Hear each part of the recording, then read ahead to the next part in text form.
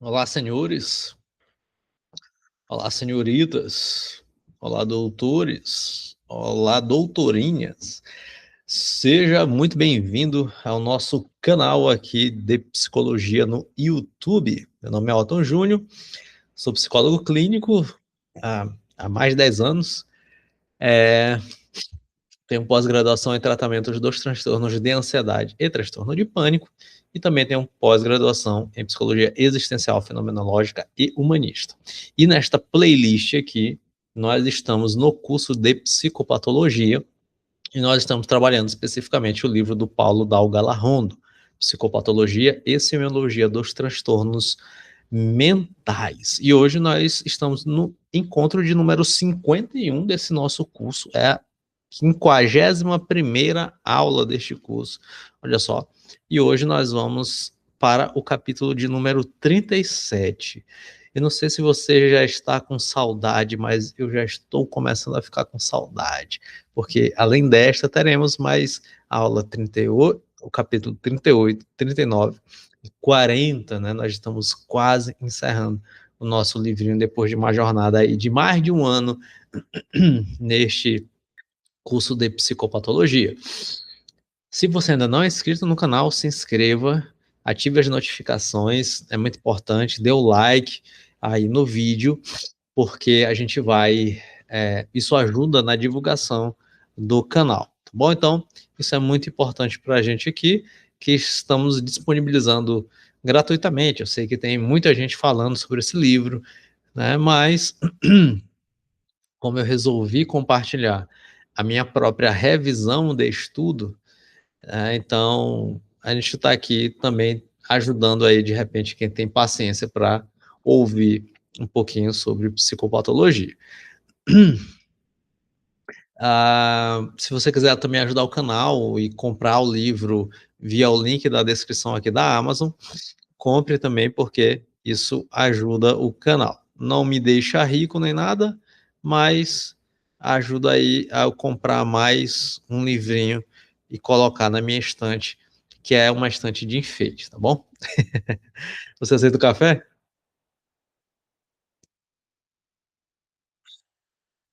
Tomando um cafezinho aqui com leite de coco. Leite de coco não, perdão, com óleo de coco. Leite de coco é outra coisa, né? Com óleo de coco. Diz que dá um pump, né? Minha mulher disse que dá uma energia aqui. Café com leite de coco. Se eu começar a tremer o olho aqui durante o vídeo, você já sabe, né? Café com leite de coco. Então vamos lá. Capítulo 37 do nosso livro. E, enfim, já estou aqui com o meu resumo. O meu resumo vai estar disponível também aqui embaixo. Se você quiser ter acesso ao resumo, é só falar aqui, tá bom? Então nós temos muita coisa, tá bom? Nós temos muita coisa para falar. E o que que acontece, cara? Eu não vou compartilhar aqui, eu vou compartilhar o meu resumo só na parte das disfunções sexuais. Mas antes disso, a gente tem uma bela introdução aqui, né, sobre isto. Uma bela introdução.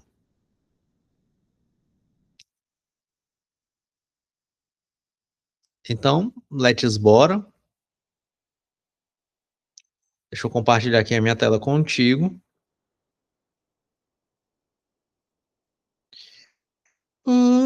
Ui, ui, ui, ui, ui.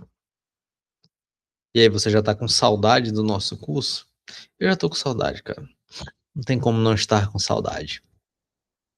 E eu já estou planejando aí o nosso próximo curso. Já estou planejando o que fazer, né? E lembrando que a gente tem aqui, a gente vai ter essa playlist de psicopatologia, tá bom? Então vamos trabalhar aqui psicopatologia. E áreas relacionadas à psicopatologia, a ideia é te ajudar na prática clínica, né? Então já estou escolhendo aqui o próximo livro que nós iremos trabalhar. Mais para frente aí eu vou divulgar. É provável ali que depois do carnaval eu divulgue qual será o próximo livro que nós iremos partilhar. E uma outra novidade também, vamos dizer assim, é que eu já estou com o clube de membros aqui do canal disponível, tá bom? E eu vou escolher, logicamente, algum livro para trabalhar, né? Mas trabalhar de uma maneira consistente, né? Muito mais consistente do que a gente está fazendo aqui, né? Que eu vou efetivamente dar aula sobre, né? Aqui eu comento, eu faço comentários rápidos, eu dou alguns exemplos, mas eu não dou aula, né? Aqui eu não dou aula, até porque o objetivo aqui é acessar o texto, ter de repente ali uma introdução ao texto, né? Não é dar aula sobre. Então eu vou escolher ali um livro para o pessoal que quiser apoiar no clube de membros e dar aula, né? Aula de verdade. Vou relembrar os tempos em que eu dava aula. Eu gosto de dar aula, eu acho legal, acho muito bom, na verdade.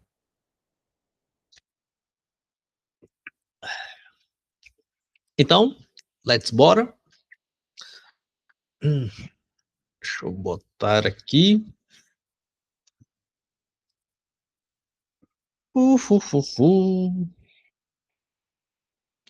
Vamos lá.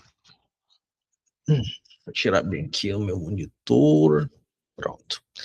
Agora sim.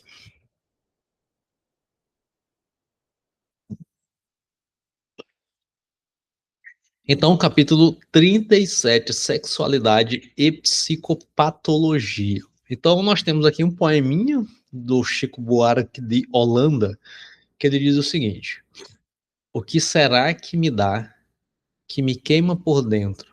Será que me dá, que me perturba o sono? Será que me dá, que todos os tremores que me vêm agitar?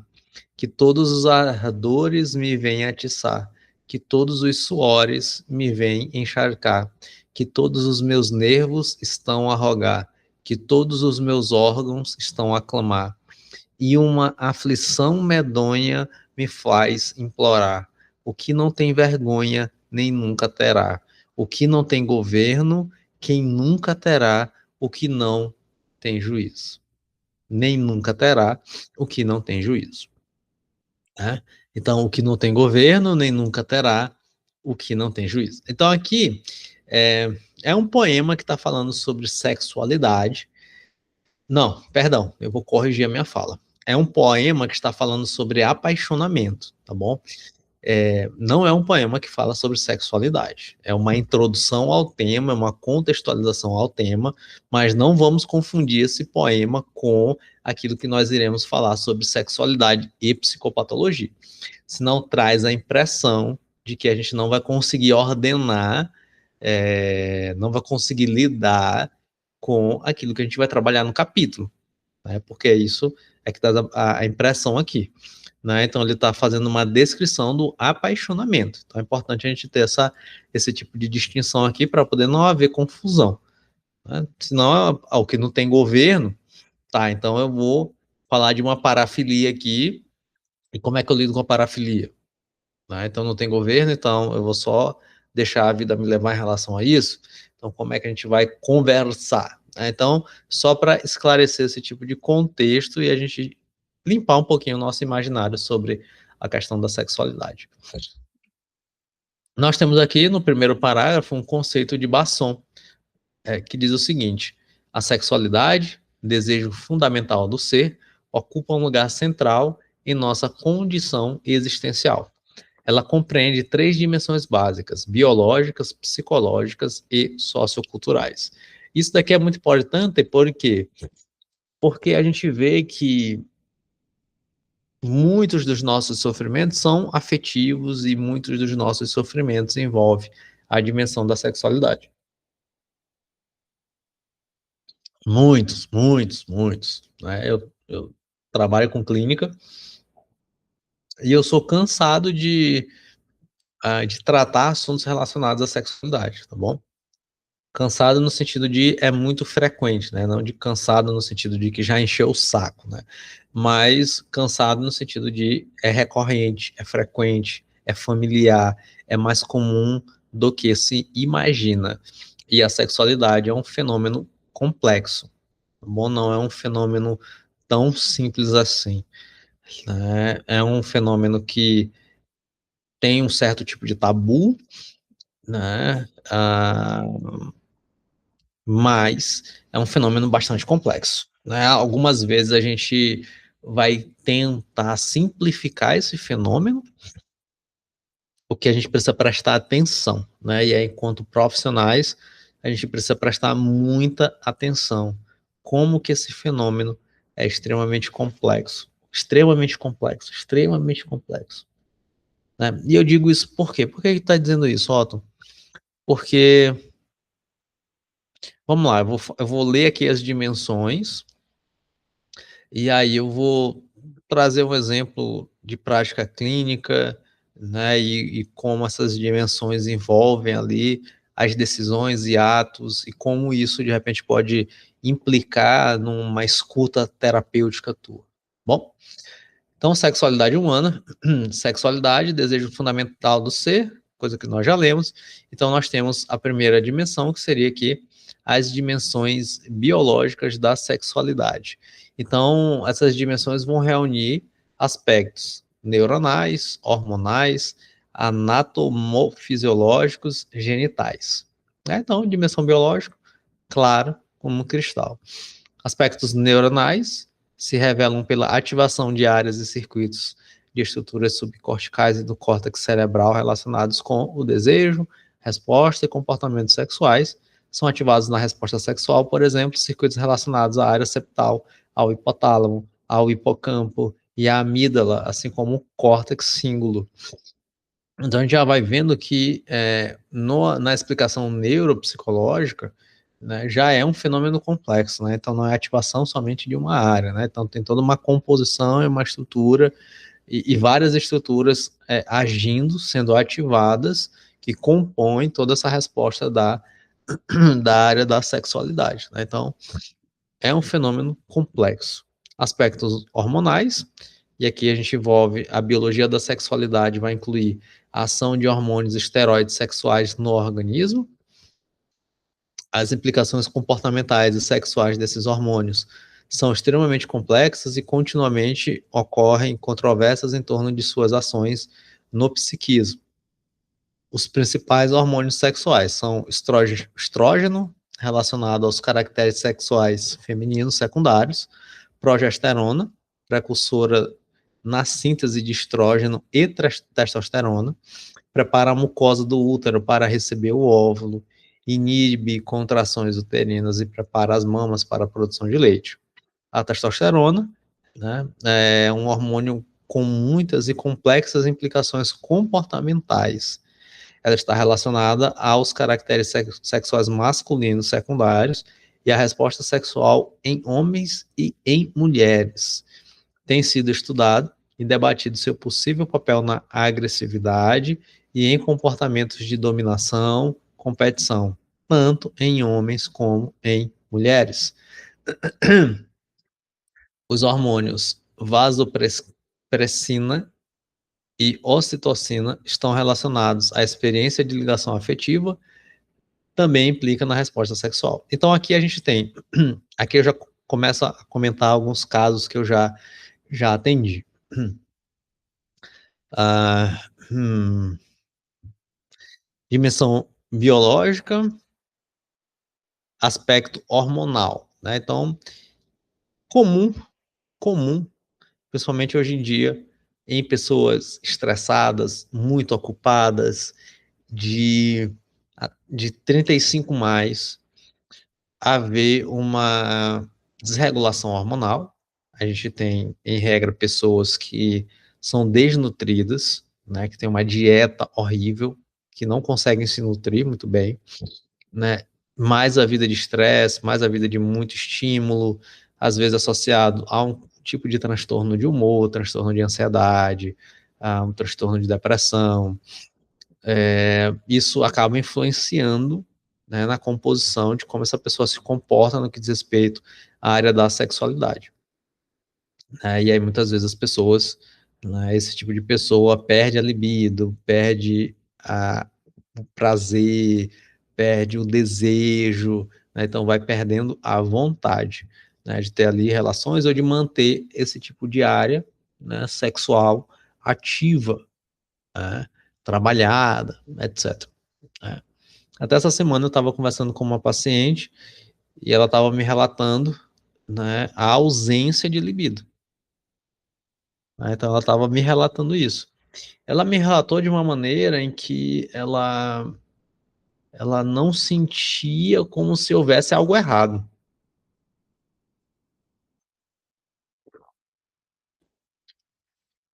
Ela me relatou como se fosse comum. E aí eu pontuei, né? Então, bom, a gente vai precisar fazer uma investigação aí para ver se tem alguma coisa comportamental acontecendo, emocional acontecendo, ou se tem a ver mais com a, a circunstância que promove o estresse e, consequentemente, ali tem a baixa da libido, né? E eu vou vai fazer essa investigação com ela no decorrer do processo terapêutico, né? Mas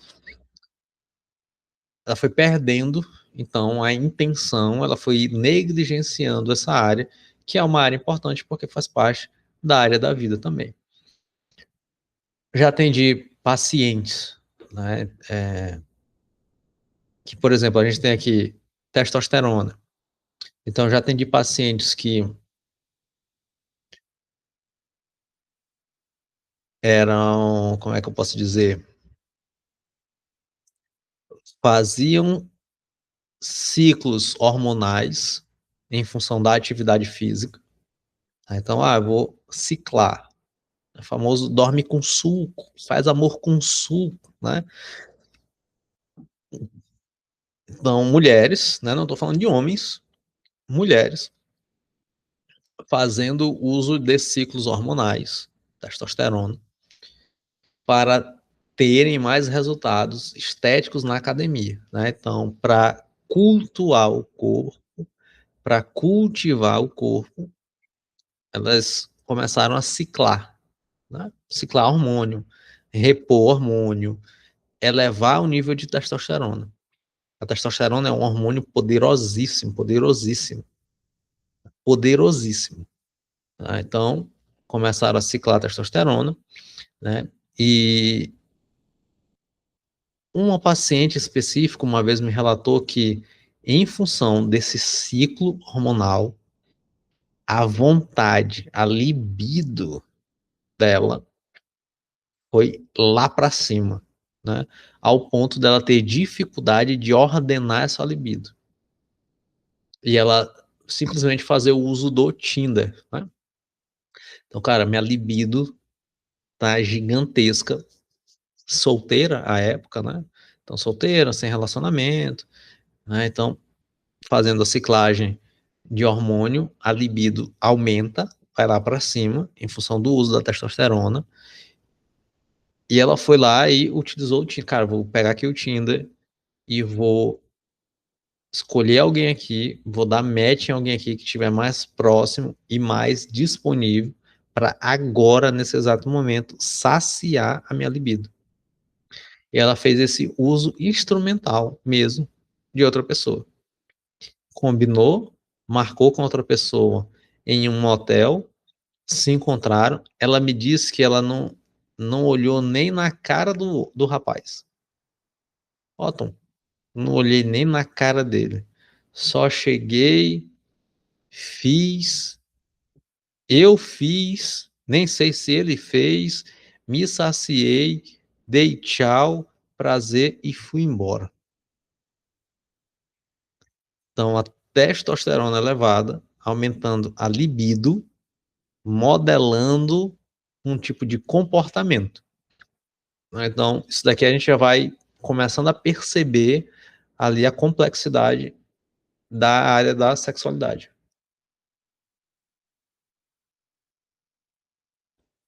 né? Então, ela manifestou um comportamento de agressividade. Não estou dizendo que é violência. Ela buscou ativamente, ela chegou, claro. Eu, tá, eu vou dizer o que ela me disse. Ela falou assim: eu cheguei, Otton, eu montei, eu fiz, eu terminei e eu saí. Né? Então ela buscou ativamente. Né? Então ela teve uma certa atividade, no sentido contrário de passividade. Né? E a gente pode caracterizar até que, de uma maneira agressiva, ela foi lá, dominou, utilizou o rapaz e foi embora. Então, quem olha de fora fala assim, cara, sei lá, é um comportamento sexual, e aí pode olhar assim, tem alguma coisa, tem algum transtorno aqui, do modo como ela fez, né? Ou, sei lá, é uma devassa, ou não tem pudor, ou sei lá, é imoral, enfim. Né? Então a gente vai começando a aprofundar um pouco algo que é externo, né? Algo que é externo. A gente teve não tão recente assim, não sei se está na memória aí de quem, na tua memória, você que está me assistindo, mas a gente teve o caso de uma mulher que sofre com transtorno de bipolaridade, numa crise maníaca, ela acabou fazendo sexo com um morador em situação de rua. Então a gente olha o comportamento e fala assim, nossa, essa mulher é muito doida, sei lá. Mas a área da sexualidade sendo afetada por essas complexidades. Lógico, ali já é mais uma dimensão psicológica. Né? Uma dimensão ali que envolve uma sintomatologia ali que está relacionada a um transtorno de humor.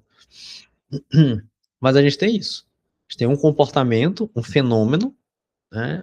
Efetivamente um comportamento sendo manifestado por algumas causas que estão por trás. Psicanalistas que se amarram nesse negócio aqui de sexualidade, né? E psicanalistas vão fazer uma analogia muito interessante, quem trabalha com psicodinâmica, quem trabalha com psicanálise, vai fazer uma analogia muito interessante, né? Me diga como você se comporta na cama, que eu direi como você é como personalidade. Né? Então, eles fazem esse tipo de analogia, de associação. Né? Então, há um certo tipo de interesse nesse tipo de escuta. Né? Então, a sexualidade nesse sentido. Então, ela vai trazendo componentes, né, que vão, eu ia falar compondo, mas vai ficar redundante, né? Mas que vão esclarecendo melhor, de repente, a personalidade humana, esclarecendo comportamentos humanos. Né? Então, eu citei aqui a questão hormonal e como isso especificamente já ouvi relatos, né, de pacientes que isso acabou influenciando na área da sexualidade. E lógico, né? A ausência também hormonal, né, gera essa apatia, gera essa falta de desejo, essa coisa toda. Dimensões psicológicas dizem respeito aos aspectos particulares e individuais do desejo erótico, das fantasias sexuais e da dimensão subjetiva de prazer que a vida sexual pode produzir.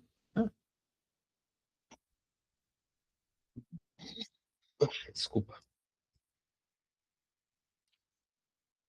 Não sei se mais à frente vai ter a dimensão afetiva e tudo mais, mas a dimensão psicológica, né, diz respeito a isso, né, diz respeito a como um sujeito vai obter prazer, né, como a vida sexual pode ser prazerosa para um determinado indivíduo, né? A gente pode falar aqui de fantasia, às vezes a gente pode falar de um fetiche, mas no sentido popular, tá? Às vezes de um desejo específico, entendeu? Sei lá, eu tenho um desejo de fazer sexo numa escada. Ah, beleza. Então aqui é uma dimensão psicológica. Ah, o que me atrai num homem é um homem peludo, um ursinho, né? Então isso daqui vai gerar mais atração. Ah, o que me atrai numa mulher é uma mulher com o quadril largo. Ah, então dimensões psicológicas, né? Então aspectos particulares do desejo erótico, né? Então esses aspectos aqui particulares dessas fantasias sexuais. Ah, então eu fico mais excitado quando a minha parceira está vestida de mulher gato,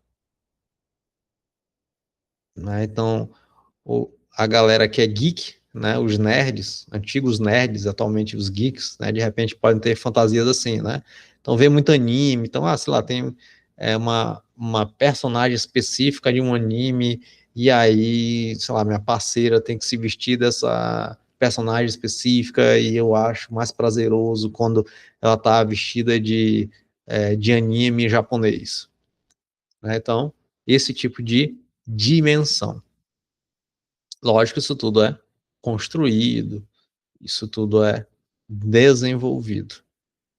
As dimensões socioculturais se relacionam com um conjunto de valores culturais, práticas, repertórios e proibições que cada sociedade produz no campo da sexualidade, né? Então, a gente tem uma sociedade ocidental, hoje já não se tem tanto tabu assim no que diz respeito a questão da sexualidade, a gente já tem, por exemplo, numa realidade europeia, a gente já tem uma liberdade sexual, né, muito grande, então já não tem assim quase tabu, os valores culturais de repente são valores de liberdade mesmo, até no que diz respeito à prática, etc. Né? Então a gente tem isso.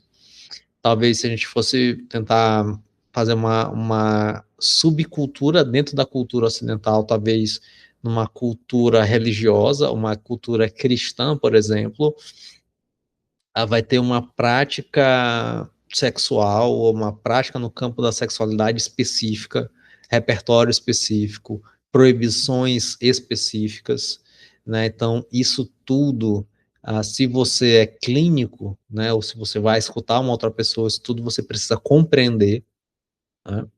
E isso influencia, né, na prática e nessa dimensão. Isso é importante de se relevar. Então é muito importante. Então, o que acontece muito, que eu percebo, muitos profissionais que são preconceituosos, então isso acaba acontecendo, né? Então, se eu tenho um valor, se eu tenho um tipo de cultura e eu atendo uma pessoa que tem um outro tipo de valor, um outro tipo de cultura, eu coloco o meu preconceito nesse atendimento. Ah, não, Otton, isso não acontece. Mentira, que acontece sim. Acontece demais, certo? Acontece demais. Então, dependendo do local que você se situa, socioculturalmente, você precisa prestar muito bem atenção a isso. Prestar muito bem atenção a isso, certo? Porque é um contexto muito específico da vida humana e você precisa tratar isso com bastante seriedade. Senão, ou tu vira um falso moralista que vai tentar reprimir tudo, ou tu vira um pseudo libertário que também é preconceituoso. Então a gente tem esses dois extremos. Então tem que ter muito cuidado com isso. É difícil a gente encontrar profissional equilibrado nessa área aqui da sexualidade. Não no sentido de prática dele mesmo, né? Mas no sentido de intervenção, no sentido de escuta, tá bom? É muito difícil, certo? Eu falo isso porque eu estou inserido em grupos de outros profissionais. Eu já dei aula, eu já supervisionei estagiário em faculdade, eu converso com colegas, Então eu sei esse contexto. É uma área que é extremamente sensível. Eu atendo outros psicólogos, outros profissionais, supervisiono outros profissionais. Então, assim, é um contexto que é sensível e que muitos profissionais têm dificuldade de manejo, tá bom? Então já é uma coisa para você pensar, para ir trabalhando direitinho, para poder você conseguir lidar, né, com esse tipo de demanda. Com o sentido, continua nosso texto, com o sentido mais especificamente humano e subjetivo da experiência sexual, tem-se o vasto e fascinante campo do erótico.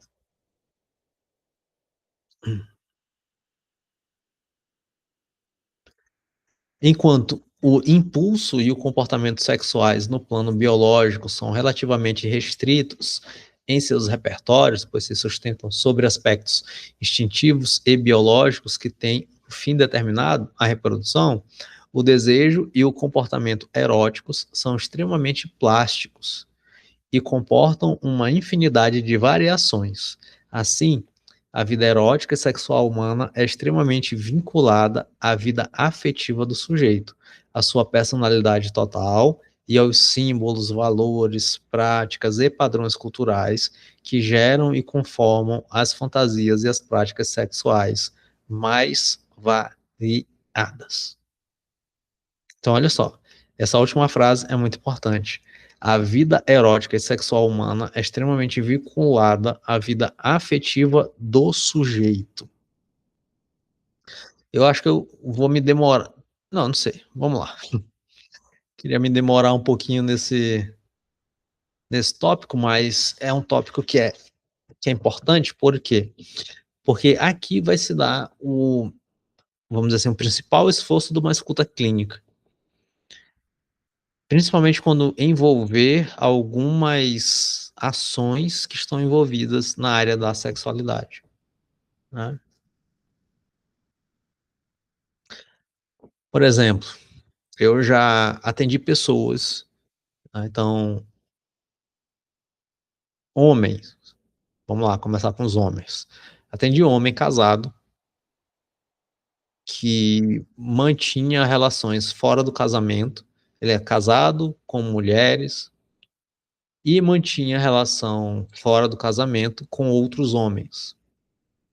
Então olha só, a Autumn é bissexual, a Autumn, não é hétero.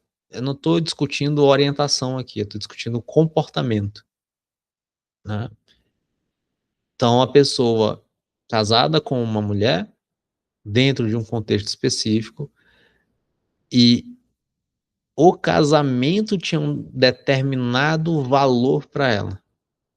Então essa pessoa, esse homem, ele tem um significado, ele classifica o casamento a partir de uma lógica, de uma ótica.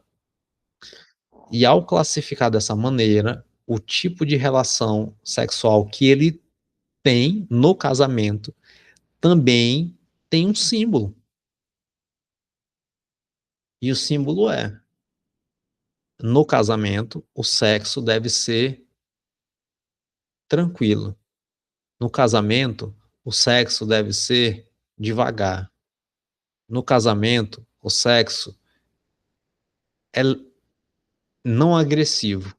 No casamento, o sexo é romântico, é fofinho.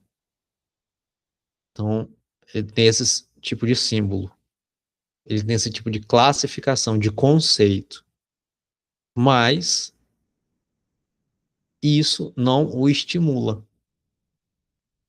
Um conceito que não está ligado com o desejo, ele vai precisar, portanto, para ter satisfação, buscar um outro modus operandi no relacionamento, na área do sexo. Então ele tem relações fora, com o homem, mais agressivos principalmente. Então tem uma característica de agressividade. O homem vai suportar a energia que eu vou impor no ato sexual. E a partir dessa energia é que eu tenho prazer. Ou seja, a partir de uma relação sexual mais violenta. Violenta não, porque aí dá a impressão de que eu vou utilizar a agressividade, tá, para poder separar da violência. Então, um homem, ele vai suportar mais a agressividade. E a partir dessa agressividade é que eu tenho a satisfação, né? Eu obtenho o prazer nessa área sexual. Então, com a minha mulher, não obtenho essa satisfação e eu vou precisar obter essa satisfação utilizando este modus operandi aqui para essa maneira aqui. Dimensão afetiva na área da sexualidade, né? Então a gente tem isso, comportamento. Só um momento. Outro exemplo, que já foi caso, que eu já atendi.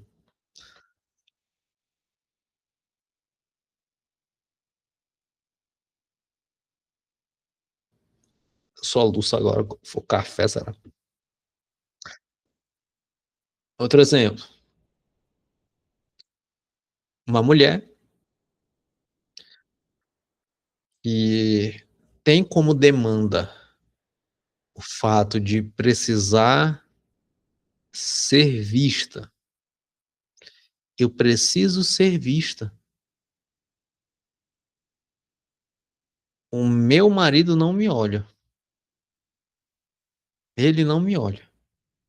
Eu preciso ser vista. Eu amo, a gente tem relações, eu preciso ser vista. Vem um outro homem e afetivamente tem esse investimento, que é uma demanda dela.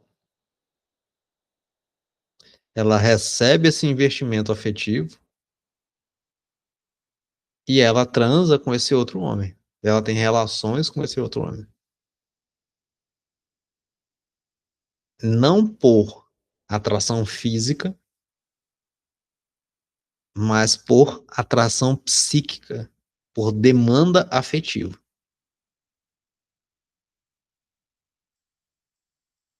Entende?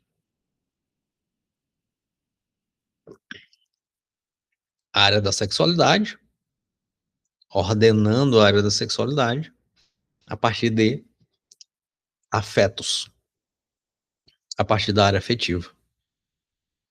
Ah, tá. E aí, exemplos a gente tem ao infinito.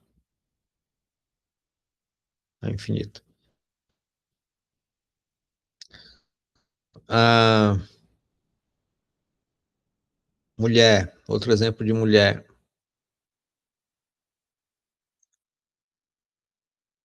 Eu tenho relações sexuais e na relação sexual que eu tenho, eu sou forçada a tê-la, eu não consigo dizer não, e eu sou forçada, e no meio da relação eu despersonalizo, eu dissocio. É como se eu não estivesse ali. Comportamento na área da sexualidade, tá? Deixa eu ver outro exemplo aqui que eu posso dar de casos que eu já atendi.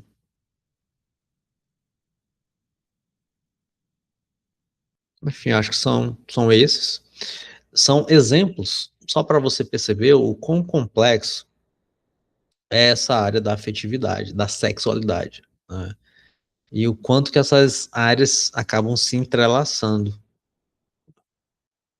Elas se entrelaçam muito, né? E geram complicações, mas também manifestam, sinalizam ali comportamentos que a gente, enquanto profissional, a gente precisa compreender. A gente precisa aprender a escutar, certo? aprender a escutar. Isso que é o mais difícil. Que às vezes você olha ali o comportamento de fora, sem aprofundar uma determinada camada, e isso gera muito preconceito e muita barreira para você e para a tua escuta clínica. Diferenças entre homens e mulheres. Aqui a gente vai ter a construção social dessas diferenças, né?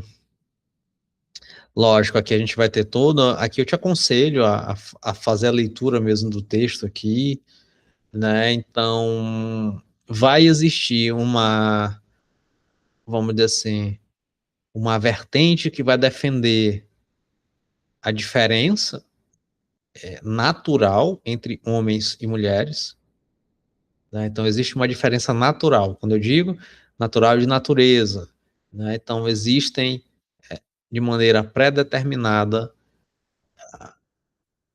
a diferença do homem e da mulher, né? Então, existe isso. Vai existir um outro tipo de vertente que não, isso é construído, né? Então, essa natureza humana, ela não existe, né? Então, há uma negação da natureza humana, e isso vai ser um amplo debate, etc., né? Então, isso vai ser um amplo debate. Aqui não cabe a mim dizer A ou B, certo? Ou defender A ou B. Eu vou te dar a minha opinião, né? Diante daquilo que eu já li, que eu já estudei, né? Então, a minha opinião é que existe sim diferenças entre masculino e feminino. Então, há uma natureza pré-determinada. Então, existe diferença. Não tem como dizer que o homem, tá, é igual à mulher. Não tem como dizer isso. Então, existe uma determinação. Existe uma forma, né, pré-determinada que diferencia homem e mulher. E essa forma, ela vai trazer os limites. Ela vai dizer os limites. Agora, em cima dessa possibilidade, nós temos também o fenômeno da liberdade humana. Então, eu posso fazer o que eu quiser dentro desses limites, eu posso trabalhar de uma maneira ou de outra, tá bom? Então, isso é o fenômeno humano acontecendo. Não tem como escapar disso, certo? Não tem como escapar disso. Há uma forma, né? Inclusive, se a gente fosse fazer aqui uma reflexão metafísica, né? A gente chega a esse tipo de conclusão. Todo objeto tem forma, certo? Todo objeto tem forma, todo objeto tem finalidade, tá bom? Então, isso daqui é a conclusão lógica e óbvia que a gente consegue observar. Talvez você possa concordar com isso ou não. Posso te dar aqui um exemplo. Eu tenho aqui o pente, vou parar aqui de compartilhar a tela.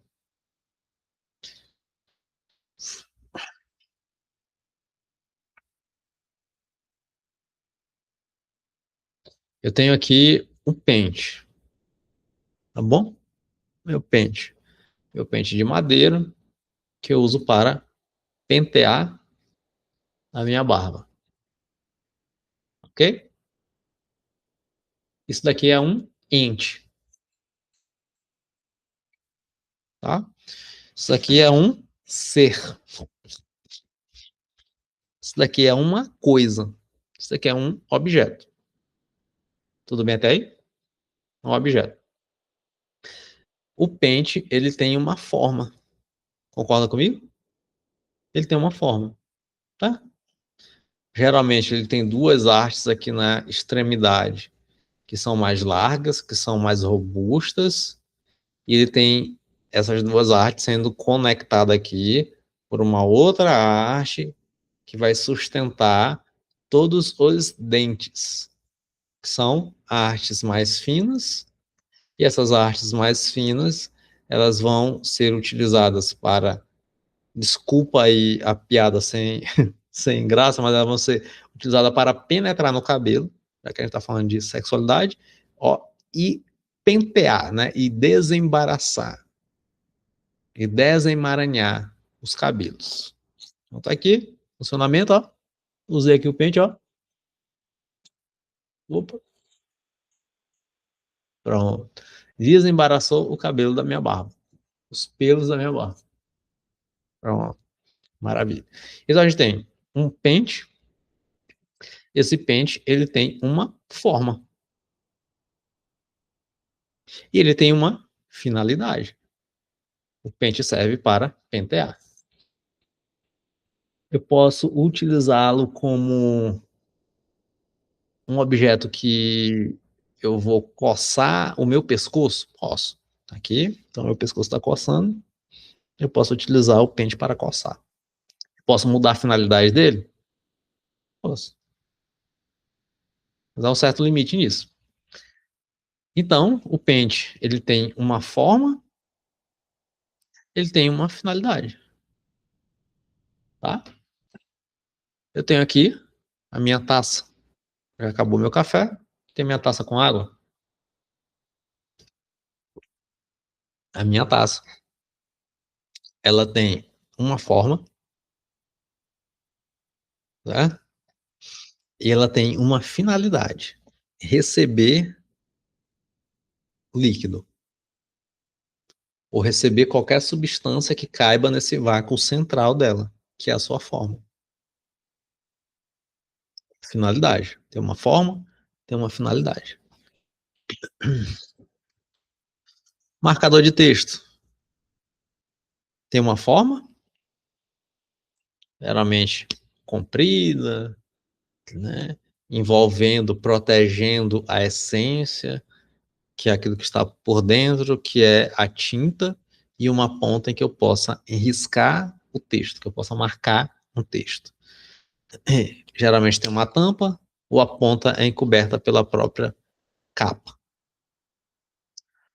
Tem uma forma, tem uma finalidade. Exemplo ad infinito. Todo objeto, portanto, tem uma forma, tem uma finalidade. Certo? Isso é exercício metafísico para você. Então tem isso. Todo objeto tem isso. Por que que com um ser humano seria diferente? Essa é a questão. Por que que com um ser humano seria diferente? Então esse é o exercício metafísico. É um dado que você pode verificar diante da realidade, diante das coisas em si.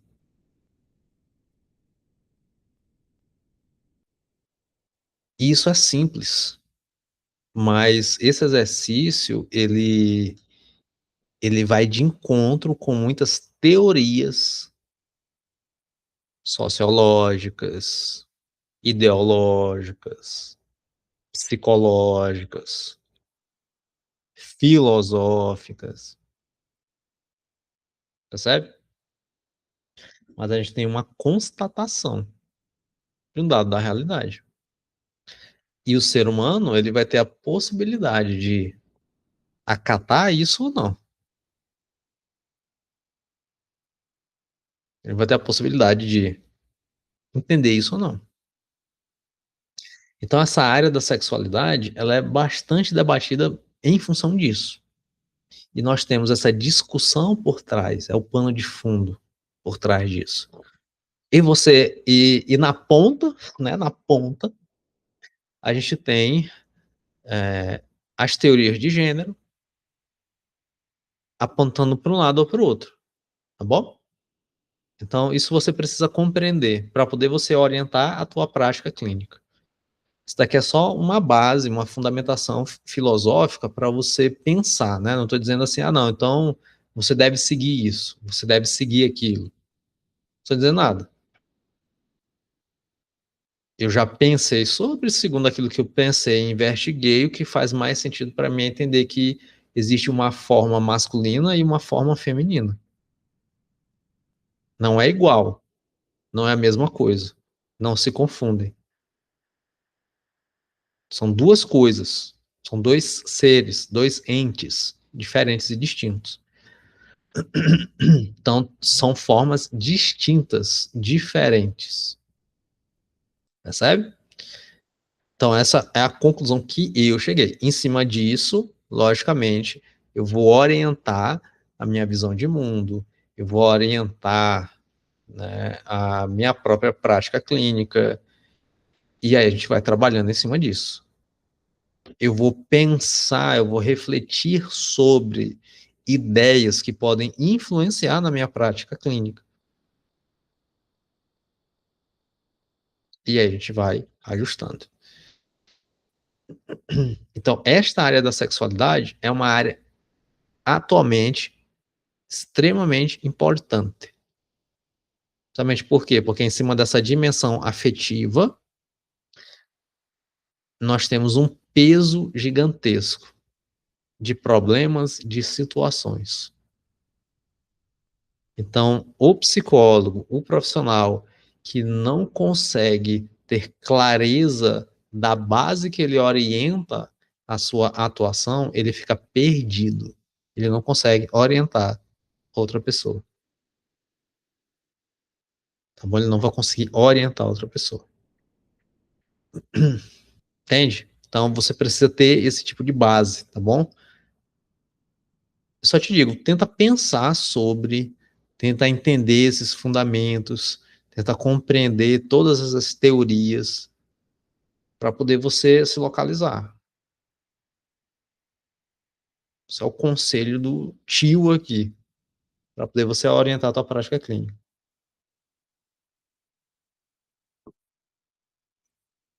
Porque o que eu vejo de preconceito, como eu já falei ainda há pouco, eu não estou brincando, não. É sério. E é triste. E é triste, porque o problema da nossa formação na graduação, eu me graduei tem mais de 10 anos, né, e já tinha um déficit gigantesco, que é o que vai ser o problema de toda formação técnica, né? É que a gente não tem uma formação de base. Então, a gente não tem uma formação de base. A gente recebe um conhecimento técnico especializado, instrumental, para poder a gente utilizar essa técnica e tentar resolver problemas, tá bom? A nossa formação é altamente utilitarista e extremamente tecnicista nesse sentido. Então, eu sou especialista em psicologia. Só que a gente tem um grave problema na psicologia, que é o problema do a gente não sabe nem definir o nosso objeto. Se eu te perguntar aqui o que é a alma humana, o que o psicólogo estuda, se perguntar para 10 pessoas, é provável que eu tenha 5, 6 respostas diferentes. Entende? Então a gente já tem um problema de partida. Então muitas vezes a gente aprende uma técnica específica lá na frente, mas a gente não entende a base nem a fundamentação dessa técnica que está por trás. E a gente se complica. E a gente faz muitas vezes uma psicologia achando que é uma psicologia científica, mas só é uma psicologia papagaio. Só é uma psicologia da repetição. E isso reflete uma atuação rasa, tá bom? Pouco criativa. É como se eu só aprendesse a apertar um botão. Se fulano me fala isso, eu aperto esse botão e eu digo isso daqui para fulano, e fulano vai responder dessa maneira, e vai estar tudo certo. E eu acho que eu sou psicólogo, eu acho que eu estou cuidando da alma, e eu acho que eu estou cuidando do comportamento.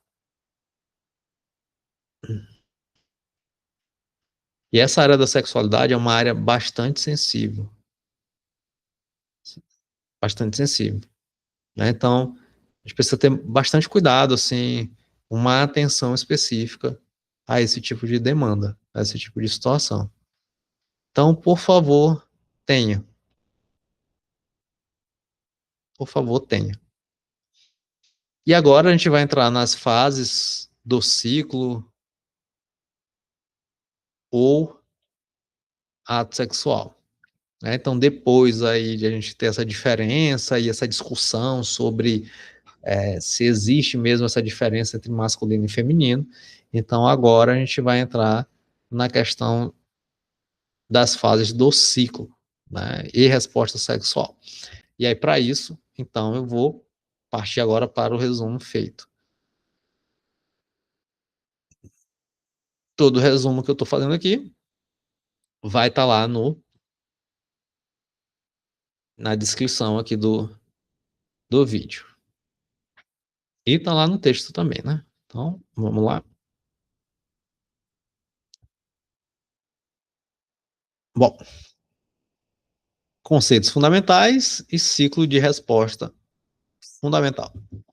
Então, um dos aspectos relevantes da sexualidade humana é aquele estudado ao se analisar as fases distintas do ato ou ciclo sexual. São 4 fases: desejo sexual, excitação física, orgasmo e resolução.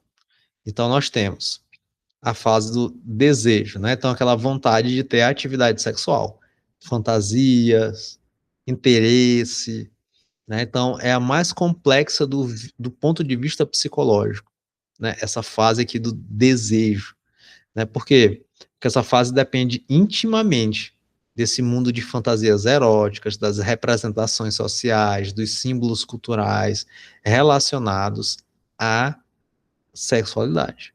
Então, é aquilo que eu estava comentando, né? Então, esse desejo vai compor também a partir da sua dimensão biológica, influenciado por aqueles fatores hormonais e neuronais, né? Mas aqui a gente tem esse, essa tessitura psicológica.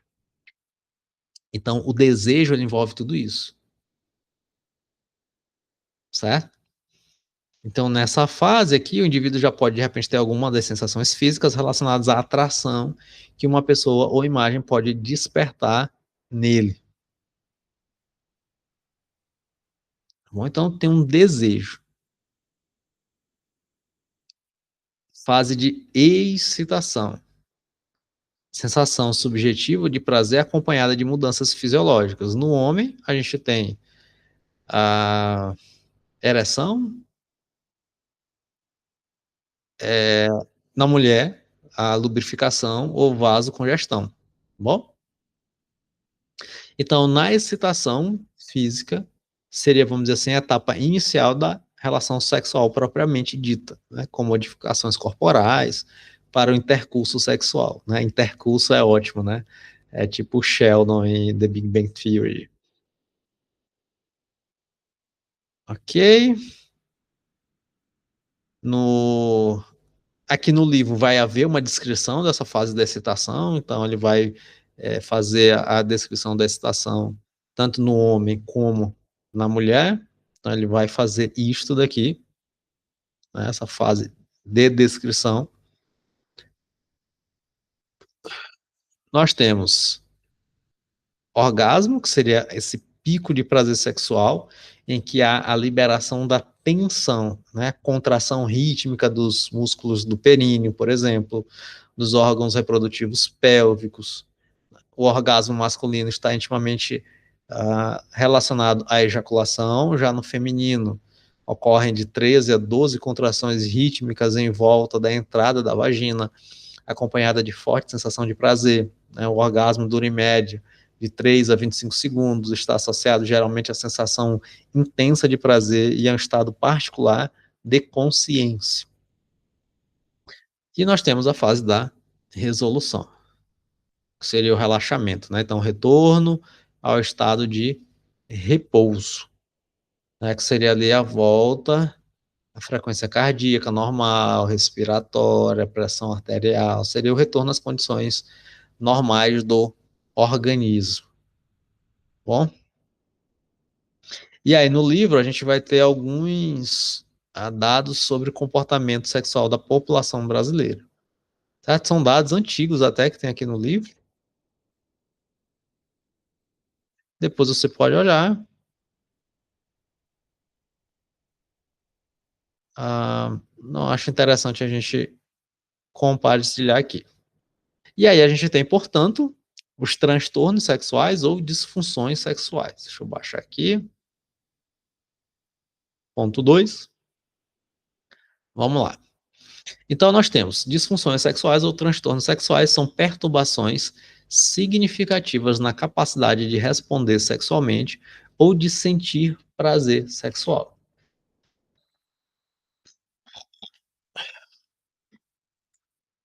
Primeiro, bem aqui, transtornos do desejo e da excitação.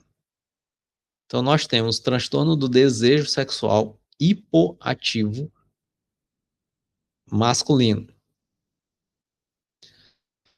Conceito, deficiência ou ausência persistente de pensamentos, fantasias eróticas e desejo de atividade sexual. Por exemplo, um homem de 30 anos saudável que relata não pensar em sexo há meses e não sente vontade de iniciar relações causando conflito, por exemplo, no casamento.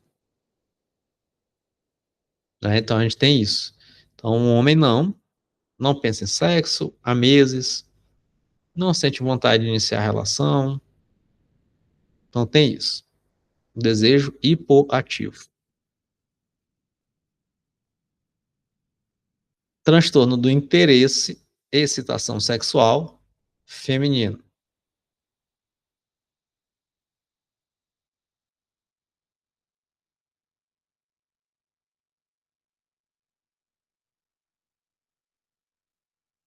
Hum.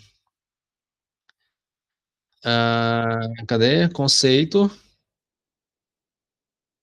ausência ou redução significativa do interesse sexual, fantasias ou falta de resposta de lubrificação. Exemplo, uma mulher que, mesmo em situações propícias e com um parceiro de quem gosta, não consegue sentir qualquer excitação física ou mental, sentindo-se adormecida sexualmente. Né? Então a gente tem esse transtorno do interesse ou da excitação agora, feminino. Transtorno erétil, conceito, incapacidade persistente de obter ou manter uma ereção adequada até o final da atividade sexual. Exemplo, um homem sente desejo, mas o seu pênis permanece flácido ou perde a rigidez assim que tenta a penetração em quase todas as tentativas. Né? Então, o transtorno erétil, a gente tem mais, a gente nomeia isso mais como disfunção erétil, né? E aí aqui a gente tem muitas causas psíquicas para isso. Né? Então, já atendi bastante homens com disfunção erétil. A maioria das vezes está relacionada à ansiedade. Assim, no caso da minha realidade, no caso das pessoas que chegam até mim, né? Como eu já sou conhecido por atender ansiedade, então as causas ali são de ansiedade. Né? Então a gente tem muitas vezes, o que acontece muitas vezes é eu tenho um baixo desempenho, no que eu digo o homem, né? Eu tenho um baixo desempenho. E a partir desse baixo desempenho, por conta de uma situação específica, eu começo a repercutir negativamente, eu começo a ter uma ansiedade de antecipação. E aí isso vai prejudicando toda, né, o desempenho sexual e aí pode gerar uma disfunção erétil. Então, uma vez eu atendi um jovem, novo, acho que não tinha 25 anos, né? Então, ativo, fazia atividade física, treinava, e ele passou por uma situação que não teve um desempenho, e em cima desse desempenho, ele já com uma certa característica de ansiedade, ele começou a ter uma ansiedade de antecipação. E aí isso gerou uma disfunção erétil nele, né, um transtorno erétil. E aí ele foi tendo dificuldade de, né, manter a ereção e ter a ereção, inclusive, né, nas relações posteriores. né? Então, ele não tinha um relacionamento amoroso fixo, né? Então, ele ficava com outras mulheres, com várias mulheres. E aí, em função do estilo de vida e dessa possibilidade de ter várias parceiras, um dia o que, que ele fez? Ele saiu com uma mulher à tarde. A rotina foi o seguinte: ele foi para academia, treinou de manhã. Após o treino, né, ele saiu com uma mulher, teve relações com essa mulher. Depois de ter relações com essa mulher, ele foi para uma outra atividade física, foi jogar bola. Depois que jogou bola, ele saiu com outra mulher e foi ter relação sexual com essa outra mulher. O que que acontece? Ele estava numa estafa física, né? Ah, tu pode ter 25 anos, meu preto, mas não é por conta disso que tu vai aguentar a treinar na academia, a ter relação sexual, e é provável que foi muito intenso, jogar bola, sei lá, mais 2 horas de relógio jogando bola, e depois, à noite ainda, né, ter outra relação sexual. Acontece que ele perdeu a ereção na última relação ali do dia, e isso ficou na cabeça dele, né? Então ele perdeu a ereção, e aí o nome popular disso é broxou. Então ele broxou. E aí ele começou a problematizar isso. Cara, isso nunca aconteceu comigo, e agora, não sei o que, parará, parará. Foi sair novamente com a mesma mulher para compensar. Não, vamos, a gente vai sair de novo e tal. Mas nesse movimento de sair novamente, vem o quê? Vem a ansiedade de antecipação, né? Será se vou conseguir? Será se vai acontecer de novo? Será se vou conseguir ter ereção? Será se vou conseguir manter a ereção? Será. E aí, essa ansiedade de antecipação, logicamente, prejudica o próprio desempenho. Aí ele tem uma nova situação que ele não conseguiu manter a ereção. Aí pronto, 2 vezes começou a virar um problema, né? A ansiedade de antecipação aumenta, ele vai ter uma dificuldade em ter ereção, porque a atenção dele vai estar concentrada nisso. Pronto, iniciou o ciclo ansioso. Aí ele me procurou, psicoterapia, que foi fazendo ali o acompanhamento, entendendo tudo isso. E aí vai investigando, lógico, né? Você sempre tem que ter a paciência para investigar e ver o que foi, essa coisa toda, né? Tanto que ele demorou 3 sessões para falar esse contexto do primeiro episódio. Você falou, não, saí com a mina aqui, e aí não consegui consegui ter ereção, mas não consegui manter. Tá, mas foi, não, foi isso aqui, tal, não sei o quê. Aí ele, mas, vamos lá, bora voltar de novo. E como é que foi? Mas como é que foi esse dia, tu lembra? Aí a pessoa vai relatando, pá, pá, pá. Mas tu tava se sentindo. Aí ele, não, tava meio cansado.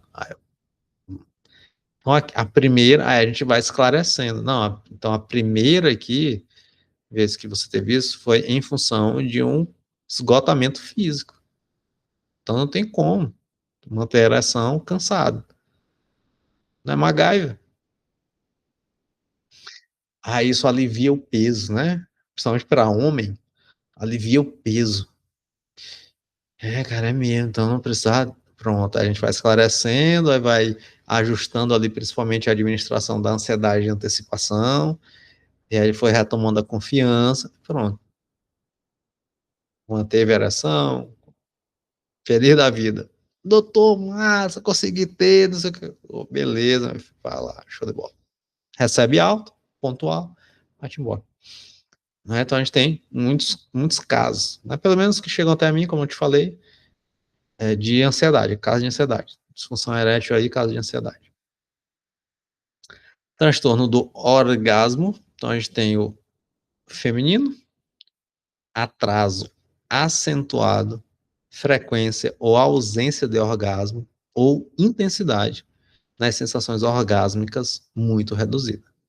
Então a gente tem uma ausência ou um atraso, demora. Não sei se ele vai falar aqui do masculino. Ah, tá aqui embaixo, beleza. Hum. Exemplo, uma mulher tem desejo e excitação normais, mas após 40 minutos de estimulação intensa e contínua, não consegue atingir o clímax, gerando frustração. Já atendi algum caso assim? Não. Ejaculação precoce, já atendi alguns casos. Como digo, também tem a ver com ansiedade. Conceito: ocorre com estimulação sexual mínima, antes, logo após, ou dentro de aproximadamente 1 minuto após a penetração, e antes que o indivíduo deseje. Então, muita gente até confunde ejaculação precoce, homens principalmente, né? Às vezes chegam à ejaculação com 12 minutos, com 20 minutos. E aí, geralmente o pessoal acha que isso é ejaculação precoce, né? Ah, mas qual é o tempo médio de duração de relação? Ah, Otton, 12 minutos. Ah, Otton, 20 minutos. Eu falo, bom, a tua mente está carregada de pornografia, de achar que uma ereção masculina dura 50 minutos, 60 minutos. Né? Isso, em regra, é exceção. Então, a média ali, 12, 20, 25 minutos no máximo. Essa é a média.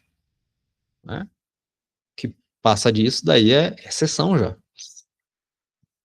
Então, a ejaculação prematura é isso. 1 minuto, 2, 3 minutos. 3 minutos. Então, isso é ejaculação precoce. Né? Então, às vezes, esse conceito aí, né, se você fosse especializar, logicamente, nesse tipo de assunto, né, então, logicamente, você vai estudar essas diferenças, é importante ter dentro da tua cabeça aí essas categorias para poder você orientar a pessoa, né? Um homem ejacula durante as preliminares, ou segundos após a penetração, sentindo total falta de controle sobre o reflexo. Né? Então, é isso. A precoce mesmo, a prematura, ocorre dessa maneira. Eu já atendi pessoas assim. Né? Então, efetivamente, 3 minutos de penetração, né, de relação.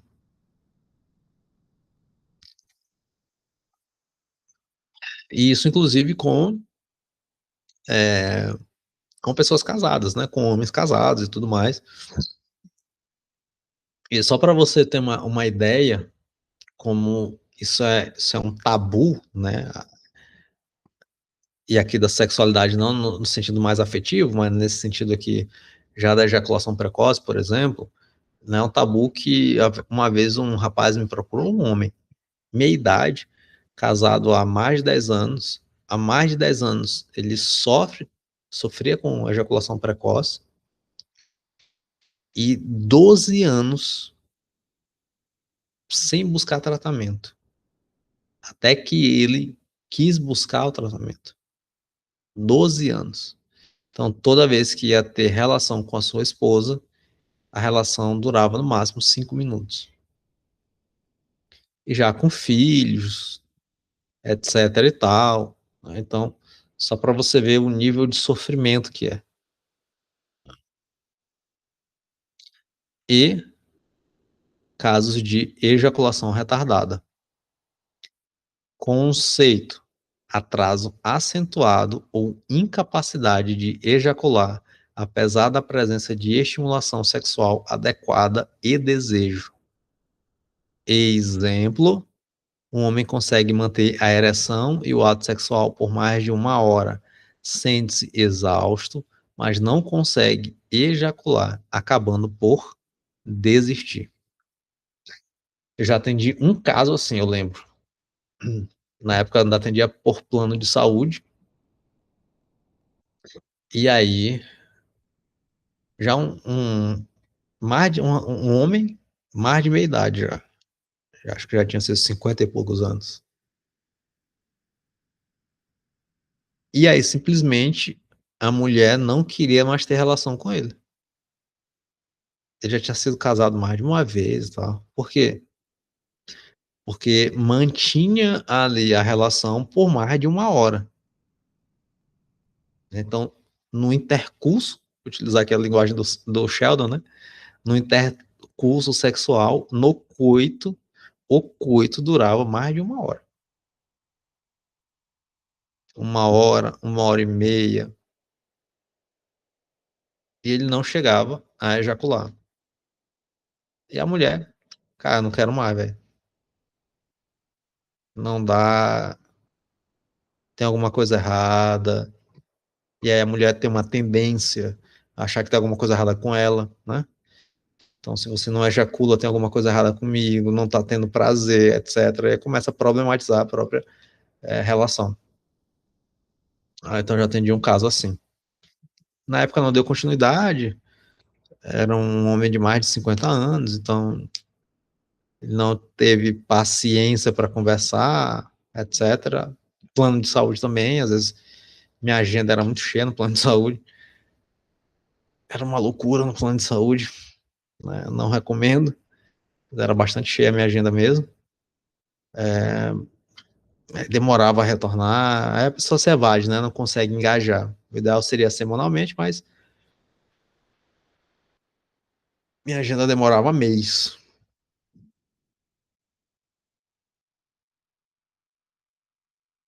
Transtorno de dor, eu estou um pouquinho mais de 1 hora falando, né? Então vamos lá, tá acabando. Transtorno de dor, gênito pélvica, penetração, né? Conceito: dificuldades persistentes com penetração vaginal, dor vulvo-vaginal durante o ato, medo intenso dessa dor ou tensão muscular pélvica, né? É um antigo vaginismo ou dispareunia. Exemplo: uma mulher sente uma contração involuntária e dolorosa dos músculos da vagina, como uma parede, sempre que a penetração é tentada, tornando o ato impossível ou extremamente doloroso.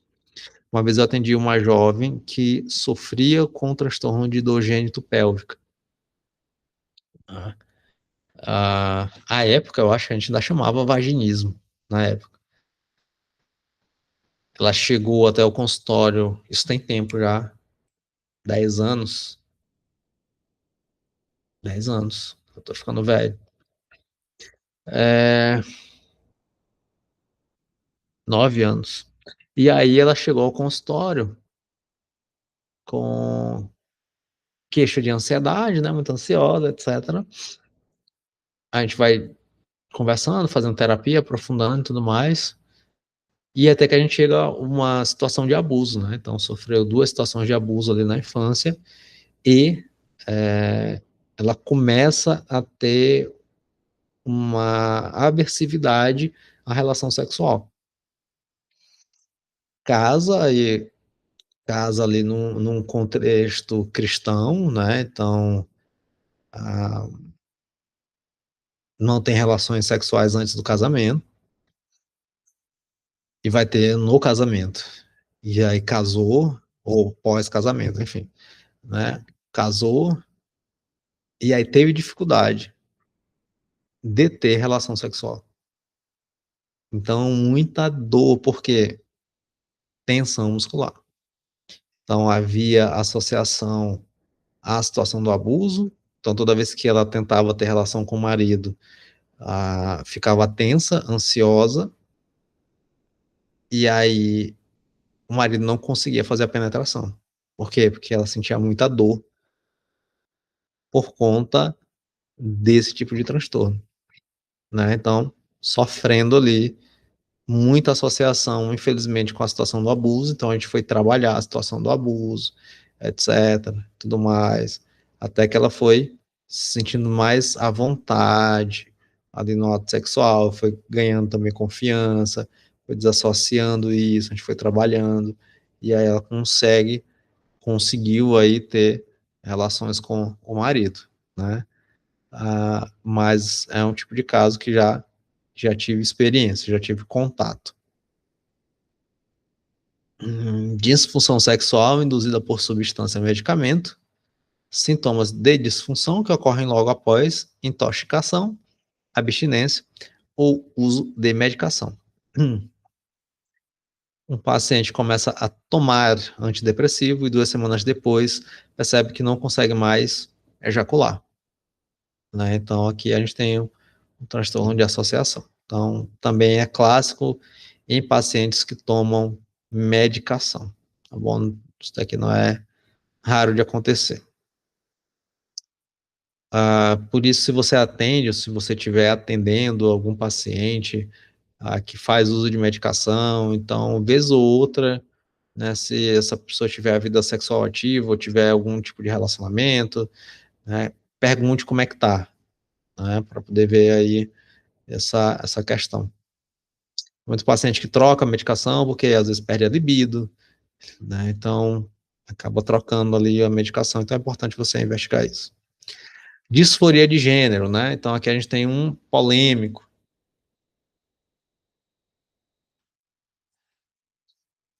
Foca no sofrimento causado pela incongruência entre o gênero vivenciado e o designado.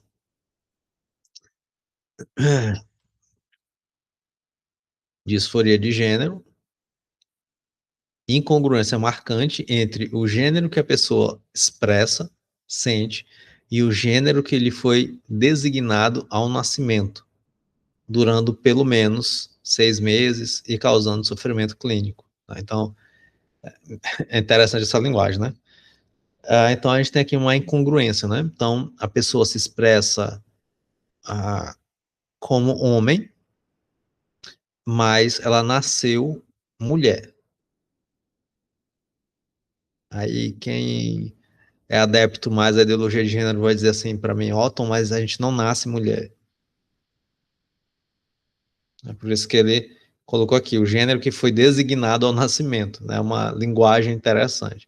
A pessoa nasceu mulher, nasceu com essa forma de mulher e ela se expressa e ela se sente homem. Então tem uma incongruência e isso gera sofrimento, certo? E esse tipo de transtorno é um transtorno que efetivamente vai gerar muito sofrimento, tá bom? Vai gerar muito sofrimento, muito sofrimento. Então, é uma escuta bastante sensível, né? É uma escuta que precisa ser feita com muito carinho, com muita atenção pelo profissional.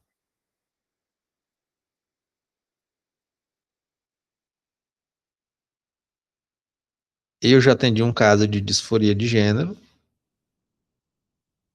mas infelizmente a pessoa não continuou a terapia. Quando eu atendia pelo plano, eu atendi um especificamente, ela nasceu mulher, mas se via como homem. Jovem também, 19 anos, uma personalidade muito introvertida, muito melancólica, com muito sofrimento não externalizado, não chegou a externalizar, não conseguia acessar as causas. Infelizmente, em função da dinâmica do plano, a gente não conseguiu trabalhar. Nessa hora eu sempre sofro, assim, por conta da. Sempre sofria, né, quando eu trabalhava ali com o plano, por conta desse tipo de dinâmica, porque isso, assim, gerava uma dor no meu coração.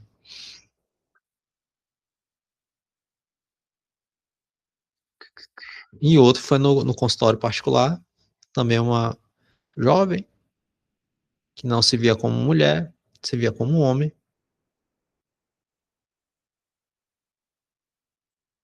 e estava nessa característica aí, essa guerra interna, nesse sofrimento interno, né? Então, uma pessoa designada biologicamente como homem sente profunda angústia com suas características sexuais primárias e secundárias. Voz, pelos, genitais, tem a convicção interna de ser mulher e deseja viver socialmente como tal. Disforia de gênero em crianças.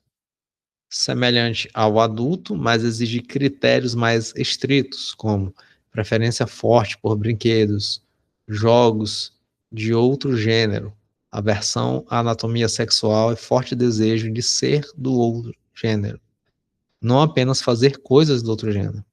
Exemplo, uma menina de 5 anos insiste que é um menino, recusa-se a urinar sentada, pede para ser chamada por nome masculino, afirma que seu pênis irá crescer. Então, é uma escuta delicada, é uma escuta que você precisa compreender a partir dessas categorias de transtorno a priori, né, para poder compreender. Então, qual é o tipo de preconceito que a gente tem aqui? Por um lado, eu vou botar dentro das categorias ideológicas políticas, tá? Para poder a gente, de repente, entender mais o que eu quero dizer. Por um lado, na categoria conservadora, vai olhar isso daqui e pode ter um preconceito do tipo, sei lá, isso é besteira, sai fora, é menina mesmo, não tem esse negócio, Deus te fez mulher e acabou. E o extremo do progressismo vai ser, se a menina tem esse tipo de conflito, então vamos afirmar logo que ela é um menino. Vamos, inclusive, fazer terapia hormonal, fazer transição logo de gênero, fazer transição da estrutura fisiológica, então vamos fazer logo toda a transição. Então, esses são os preconceitos que a gente precisa ter. Então, calma, vamos ter cautela, vamos tentar investigar o fenômeno, entende? Então, é uma atuação sensível, muito sensível,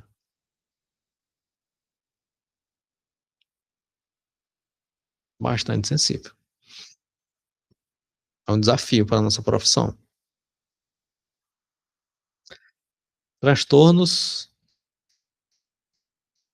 parafílicos. Parafilia é um interesse sexual atípico. Transtorno paralífico é quando esse interesse causa sofrimento pessoal ou dano a terceiros. Hum.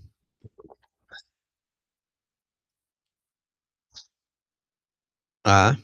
Baseados em objetos ou atividades.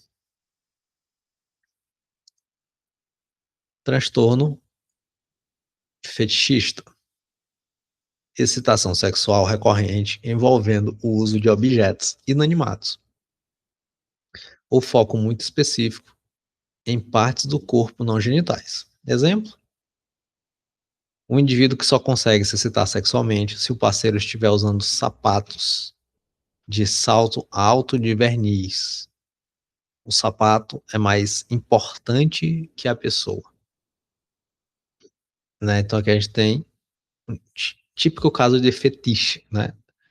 Transtorno fetichista. Eu lembrei agora de uma série muito boa. Se você assinar Netflix, eu recomendo que você assista, chamada, esqueci, é Mind Hunter, acho que é Mind Hunter. Isso, exatamente, exatamente. E aí, salvo engano, na primeira temporada, eles vão atrás ali de um serial killer. E aí, esse serial killer, ele tem um fetiche, que é justamente esse daqui, ó.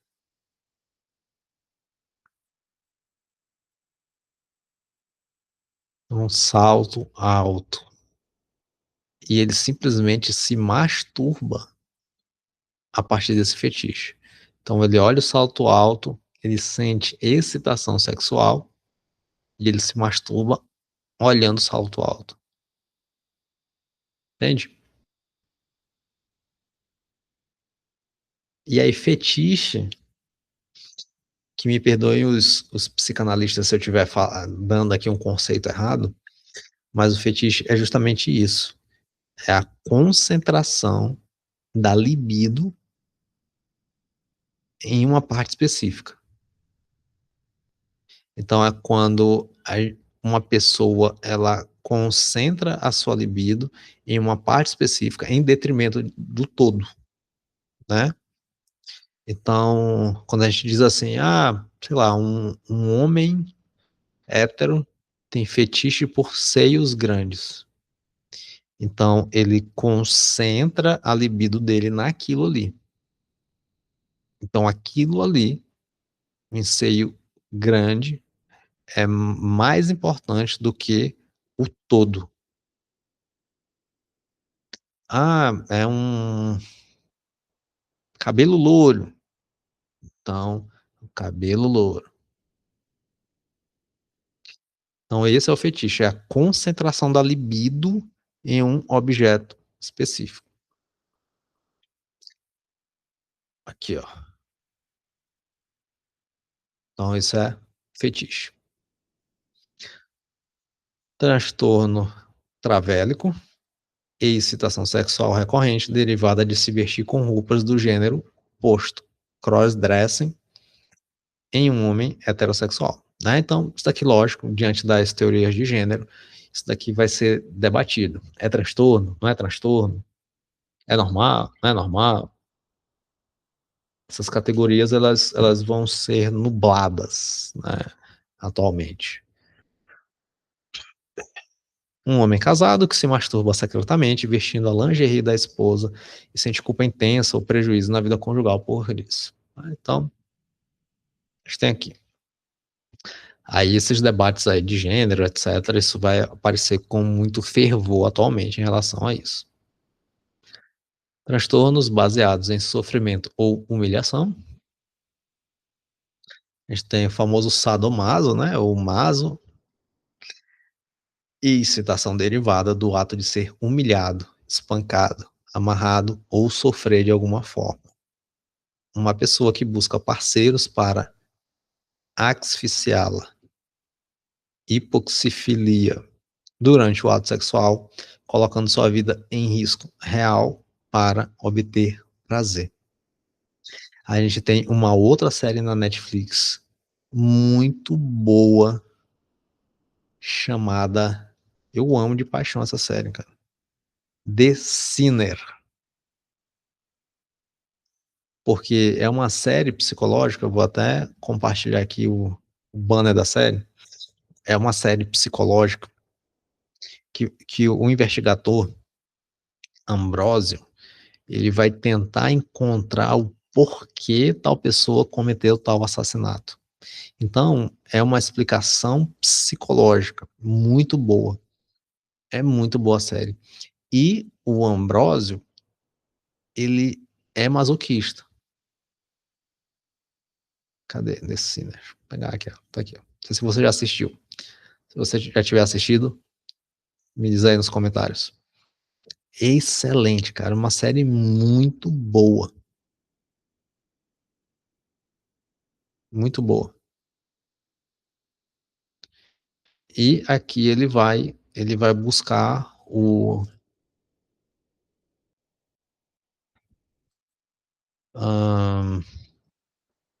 ele vai buscar a explicação da coisa. E aqui o Ambrósio, que é esse investigador aqui, ele,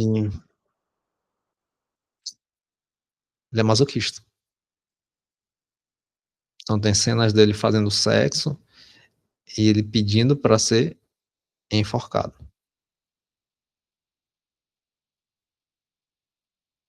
Bastante interessante.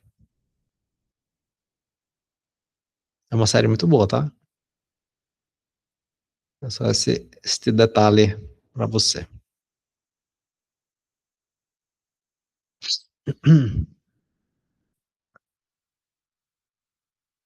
Aqui. No caso dele, se eu não estiver enganado, o que gera isto é um sentimento de culpa, né?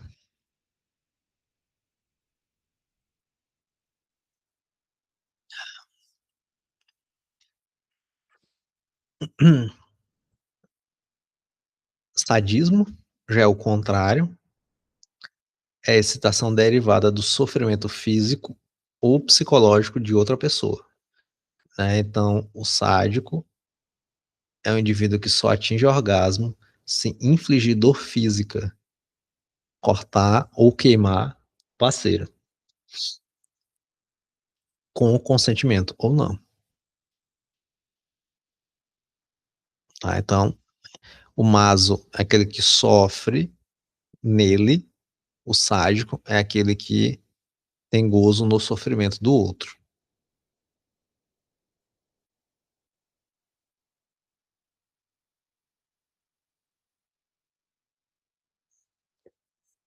Aí aqui a gente já tem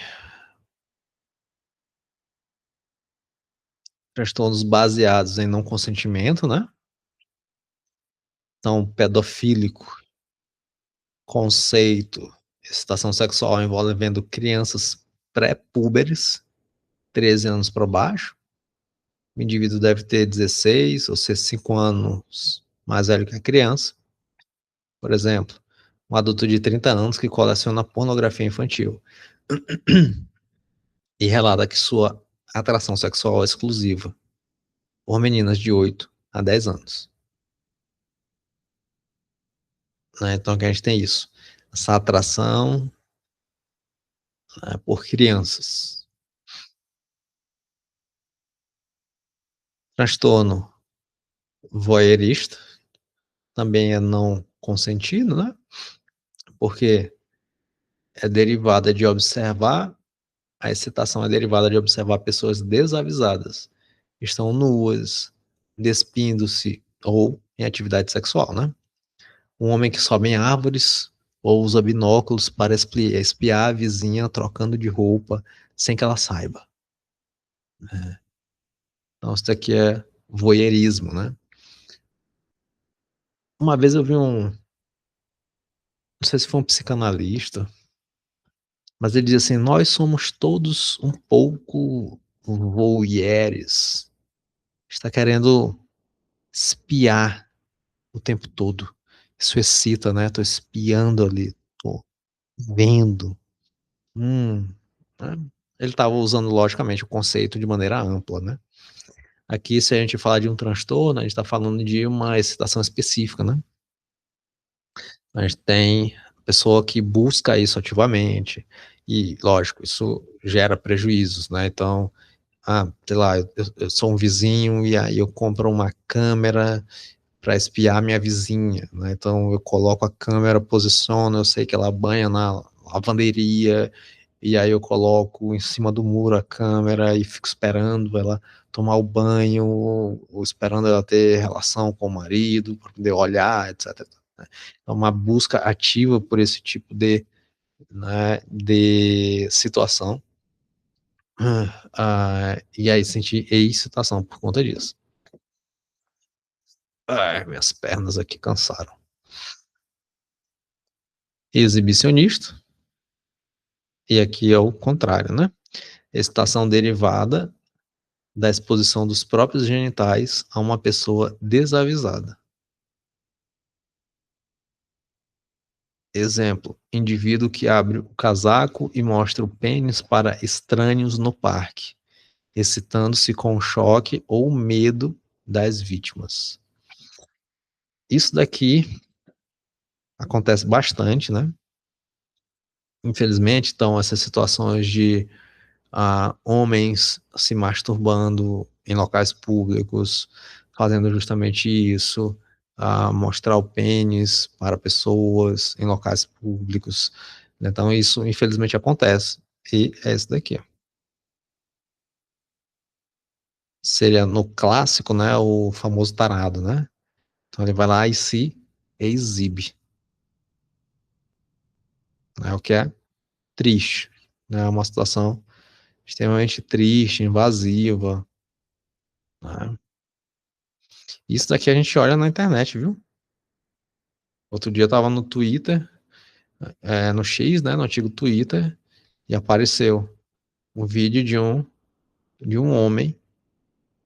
ah, eu não sei se ele tinha esse tipo de transtorno, porque a gente não consegue classificar, diagnosticar, porque não faz a terapia nem nada, mas o ato é disso daqui.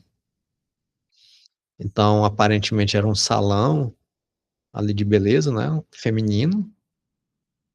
Tinha uma mulher sentada assim na recepção e somente uma porta de vidro, né? E a câmera lá pegando assim o local do salão e a rua, e dava para ver a porta de vidro que dava acesso à rua, estava fechada e tal. E aí vem de repente um homem e começa a se masturbar. E tinha aparentemente uma funcionária sentada ali no. Acho que não era cliente, não. O salão tava vazio assim. Ele simplesmente aparece em frente, começa a se masturbar, ela olha aquilo ali, fica assustada, né? Ele não entra, não tenta entrar nem nada, mas lógico, ela fica ali assustada, ela parte para trancar a porta. Ela se levanta, tranca a porta, aí na hora que ela tranca a porta, ele se assusta e sai correndo. Aí ela grita ali, aí vem uma outra funcionária de dentro do estabelecimento, olha o que foi, ela vai lá e diz, aconteceu isso daqui, então, assim, aí o vídeo acaba. Então isso daqui a gente olha muito aí na internet. Muito eu não sei, né, mas eu tava no feed e e apareceu isso daqui. Mas são casos que a gente vê bastante, né, não é, assim, algo tão inédito assim, infelizmente, né, um fenômeno que aparece. Froteurista,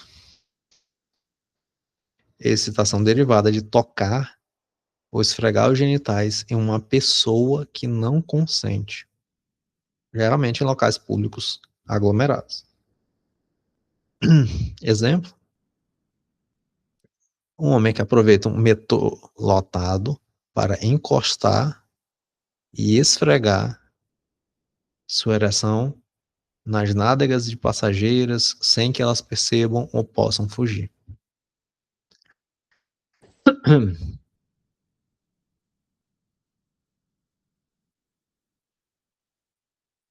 Existe demais isso também. Infelizmente, né? Então, mais claro que isso daqui, não posso ser. Então, esses são os transtornos que o Paulo Dalgalarrondo traz acerca da área da sexualidade, né? Então, uma área rica, né, no sentido de manifestação comportamental e, inclusive, no sentido de sofrimento, também psíquico-emocional, né, e no sentido de transtornos mentais também. Então,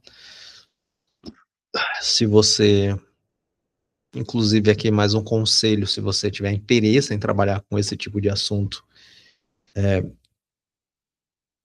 eu acho que é um bom nicho para se trabalhar, né? Bastante promissor, inclusive, né? Mas é isso, né? Seja você quiser trabalhar com isso ou não, mas encare este tipo de assunto de maneira séria e o menos preconceituosa que você puder, que isso vai ajudar na tua prática clínica. Então, finalizamos por aqui.